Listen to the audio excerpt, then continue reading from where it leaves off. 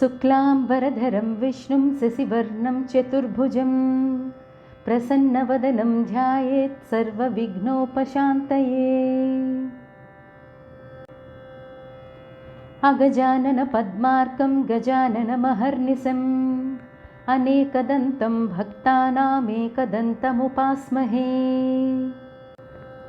वक्रतुण्डमहाकाय कोटिसूर्यसमप्रभा निर्विघ्नं कुरु मे देव सर्वकार्येषु सर्वदा। गुरुब्रह्मा गुरुविष्णु गुरुदेवो महेश्वरः गुरुः साक्षात् परब्रह्म तस्मै श्रीगुरवे नमः। सरस्वती नमस्तुभ्यं सर्वदेवी नमो नमः। शान्तरूपे शशिधरे सर्वयोगे नमो नमः।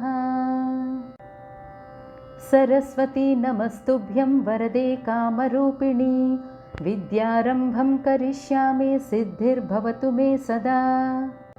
नमस्तेस्तु महामाये श्रीपीठे सुरपूजिते शङ्खचक्रगदाहस्ते महालक्ष्मी नमोऽस्तुते। शान्ताकारं भुजगसेनं पद्मनाभं सुरेशं विश्वाकारं गगनसदृशं मेघवर्णं शुभांगं लक्ष्मीकान्तं कमलनयनं योगिहृद्यानगम्यं वन्दे विष्णुं भवभयहरं सर्वलोकैकनाथं। श्रीराम राम रामेति रमे रामे मनोरमे सहस्रनाम तत्तुल्यं रामनाम वरानने।